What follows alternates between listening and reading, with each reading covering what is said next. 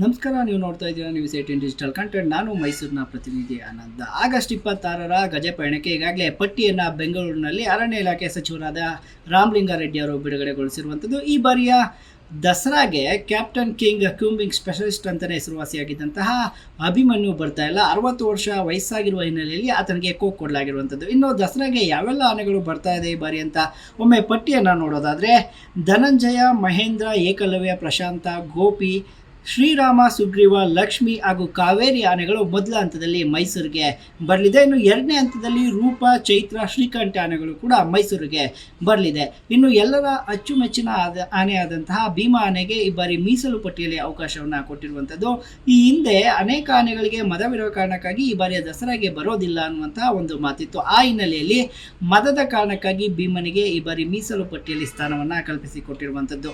ಇನ್ನು ಉಳಿದಂತೆ ವಯಸ್ಸಾಗಿರುವ ಕಾರಣಕ್ಕಾಗಿ ಕ್ಯಾಪ್ಟನ್ ಕಿಂಗ್ ಅಭಿಮನ್ಯುಗೆ ಕೋಕನ್ನು ಕೊಡಲಾಗಿದೆ. ಇನ್ನು ಯಾವೆಲ್ಲ ಆನೆಗಳು ಕೂಡ ಈ ಬಾರಿ ಅಂಬಾರಿ ಓಡಲಿಕ್ಕೆ ಯೋಗ್ಯವಾಗಿದೆ, ಅರ್ಹತೆಯನ್ನು ಗಿಟ್ಟಿಸಿವೆ ಅಂತ ಒಮ್ಮೆ ನೋಡೋದಾದರೆ, ಈ ಬಾರಿ ಪ್ರಮುಖವಾಗಿ 3 ಆನೆಗಳು ಅಂಬಾರಿಯನ್ನು ಓಡಲಿಕ್ಕೆ ಸಿದ್ಧವಾಗಿರುವಂಥದ್ದು. ಮೊದಲನೇದಾಗಿ ಪ್ರಶಾಂತ ಆನೆ, ಮಹೇಂದ್ರ ಆನೆ ಹಾಗೂ ಧನಂಜಯ ಆನೆಗಳು, ಜೊತೆಗೆ ಏಕಲವ್ಯ ಆನೆಯು ಕೂಡ 2ನೇ ಬಾರಿ ದಸರಾಗೆ ಬರ್ತಾ ಇದ್ರು ಕೂಡ ಅದು ಕೂಡ ಶಾಂತ ಸ್ವಭಾವದ ಆನೆ, ಗಜಗಾಂಭೀರ್ಯದಿಂದ ಹೆಜ್ಜೆಯನ್ನು ಹಾಕುವ ಹಿನ್ನೆಲೆಯಲ್ಲಿ ಅದಕ್ಕೂ ಕೂಡ ಅಂಬಾರಿಯನ್ನು ಹೊರುವಂಥ ಎಲ್ಲ ಅರ್ಹತೆಗಳಿದೆ. ಆದರೆ 3 ಆನೆಗಳನ್ನ ಬಹಳ ಮುಖ್ಯವಾಗಿ ಅರಣ್ಯ ಇಲಾಖೆ ಈಗ ಗಮನದಲ್ಲಿ ಇಟ್ಕೊಂಡಿರುವಂಥದ್ದು. ಪ್ರಶಾಂತ ಇರ್ಬೋದು, ಮಹೇಂದ್ರ ಇರ್ಬೋದು ಹಾಗೂ ಧನಂಜಯ, ಈ 3 ಆನೆಗಳಲ್ಲಿ ಒಂದು ಆನೆಗೆ ಮಾತ್ರ ಕ್ಯಾಪ್ಟನ್ ಪಟ್ಟವನ್ನು ಕೊಡಲಾಗುತ್ತೆ. ಈ ಬಾರಿಯ ಚಿನ್ನದ ಅಂಬಾರಿಯನ್ನು ತಾಯಿ ಚಾಮುಂಡೇಶ್ವರಿಯನ್ನು ಹೊತ್ತು ಮೈಸೂರಿನ ರಾಜಬೀದಿಗಳಲ್ಲಿ ಸಾಗೋದಕ್ಕೆ ಅವಕಾಶವನ್ನು ಮಾಡಿಕೊಡಲಾಗುತ್ತೆ. ಅದಕ್ಕೆ ಇನ್ನೂ ಕೂಡ ಕಾಲಾವಕಾಶ ಇರುವ ಹಿನ್ನೆಲೆಯಲ್ಲಿ ಈಗಾಗಲೇ ಪಟ್ಟಿಯನ್ನಷ್ಟೇ ರಿಲೀಸ್ ಮಾಡಲಾಗಿರುವಂಥದ್ದು. DCF ಪ್ರಭುಗೌಡ ಅವರು ಇಂದು ಬೆಂಗಳೂರಿನಲ್ಲಿ ಅದು ಕೂಡ ಅರಣ್ಯ ಇಲಾಖೆ ಸಚಿವರಾದಂಥ ರಾಮಲಿಂಗಾರೆಡ್ಡಿ ಅವರ ಕೈನಲ್ಲಿ ಪಟ್ಟಿಯನ್ನು ಬಿಡುಗಡೆ ಮಾಡಿದ್ದಾರೆ. ಬಹಳ ಪ್ರಮುಖವಾಗಿ ದುಬಾರಿಯ ದುರಂತದಲ್ಲಿ ಓರ್ವ ಆನೆ ಹಾಗೂ ಮಹಿಳೆಯ ಸಾವಿಗೆ ಕಾರಣವಾಗಿದ್ದಂಥ ಕಂಜನ್ ಆನೆಯನ್ನು ಕೂಡ ಈ ಬಾರಿ ದಸರಾದಿಂದ ಕೈ ಬಿಡಲಾಗಿರುವಂಥದ್ದು. ಯಾಕಂತ ಹೇಳಿದ್ರೆ ಕಂಜನ್ ಆನೆ ಬಹಳ ರ್ಯಾಶ್ ಆಗಿ ವರ್ತನೆಯನ್ನು ಮಾಡಿತ್ತು. ಮಾಕ್ನ ಆನೆ ಮೇಲೆ ಅಟ್ಯಾಕನ್ನು ಮಾಡಿತ್ತು, ಕೊಂಬಿನಿಂದ ತಿವಿದು ಸಾಯಿಸಿತ್ತು. ಅದನ್ನು ದಸರಾದಿಂದ ಕೊಡಬೇಕು ಅಂತೇಳಿ ಆಗಲೇ ಆಕ್ರೋಶದ ಮಾತುಗಳು ಕೂಡ ಕೇಳಿ ಬಂದಿತ್ತು. ಆ ಹಿನ್ನೆಲೆಯಲ್ಲಿ ಈಗ ಕಂಜನ್ ದಸರಾದಿಂದ ದೂರ ಉಳಿಯುವಂತೆ ಮಾಡಿದ್ದೆ. ಇನ್ನು ಭೀಮಾ ಆನೆ ಚಿಕ್ಕ ಮಕ್ಕಳಿಂದ ಹಿಡಿದು ವಯಸ್ಸಾದವ್ರಿಗೂ ಕೂಡ ಅಚ್ಚುಮೆಚ್ಚಿನ ಆನೆ ಆಗಿದ್ದಂಥದ್ದು. ಭವಿಷ್ಯದ ಮೈಸೂರಿನ ದಸರಾ ಆನೆ ಅಂತಲೂ ಕೂಡ ಹೆಸರುವಾಸಿಯಾಗಿದ್ದಂಥದ್ದು. ದಸರಾದಲ್ಲಿ ಕೊಟ್ಟಂತಹ ಕೆಲಸವನ್ನು ಚಾಚು ತಪ್ಪದೆ ಮಾಡ್ತಾ ಇತ್ತು.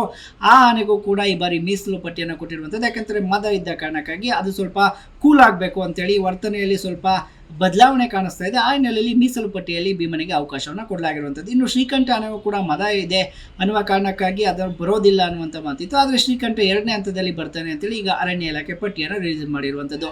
ಇನ್ನು ಕಳೆದ ಬಾರಿ ಮೊದಲ ಬಾರಿಗೆ ಬಂದಂಥ ಶ್ರೀಕಂಠ ಆನೆ ಇದು ಪಟ್ಟದ ಆನೆಯ ಸ್ಥಾನವನ್ನು ಗಿಟ್ಟಿಸುತ್ತೆ. ಯಾಕಂತ ಹೇಳಿದ್ರೆ ಶ್ರೀಕಂಠದತ್ತ ಚಾಮರಾಜ ಒಡೆಯರ್ ಅವರ ಹೆಸರಿನ ಆನೆಯಾದಂಥ ಈ ಆನೆ ಪಟ್ಟದ ಆನೆಯಾಗಿತ್ತು. ಅಲ್ಲದೆ ರಾಜಮಾತಾ ಪ್ರಮೋದಾದೇವಿ ಒಡೆಯರ್ ಅವರ ಅಚ್ಚುಮೆಚ್ಚಿನ ಆನೆಯಾಗಿತ್ತು. ಈ ಬಾರಿಯೂ ಕೂಡ ಆನೆ ಬರುತ್ತೆ. ಆದರೆ ಕಂಜನ್ ಆನೆ, ಭೀಮಾ ಆನೆ ನೇರವಾಗಿ ಕಂಜನಿಗ ಬಹುತೇಕವಾಗಿ ಉಳಿದಿರುವಂಥದ್ದು. ಇನ್ನು ಭೀಮಾ ಆನೆ ಮೀಸಲು ಪಟ್ಟಿಯಲ್ಲಿ ಸ್ಥಾನ ಪಡೆದಿರುವ ಹಿನ್ನೆಲೆಯಲ್ಲಿ ದಸರಾಗೆ ಬರೋದು ಬಹುತೇಕ ಡೌಟ್. ಒಂದು ವೇಳೆ ಯಾವುದಾದ್ರೂ ಆನೆಗೆ ಅನಾರೋಗ್ಯ ಉಂಟಾದರೆ, ಏನಾದರೂ ಒಂದು ರೀತಿಯಲ್ಲಿ ಎಕ್ಸ್ಟ್ರಾ ಆನೆ ಬೇಕು ಅಂತ ಹೇಳಿದ್ರೆ ಅಷ್ಟೇ ಭೀಮಾ ಹಾಗೂ ಹರ್ಷ ಆನೆಯನ್ನು ಕರೆಸ್ಕೊಳ್ಳಲಾಗುತ್ತೆ. ನೋಡಿದಂತೆ ಆಗಸ್ಟ್ 26ಕ್ಕೆ ವೀರನ ಹೊಸಳಿಯಲ್ಲಿ ಗಜಪಡೆಗೆ ಪೂಜೆಯನ್ನು ಸಲ್ಲಿಸಲಾಗುತ್ತೆ.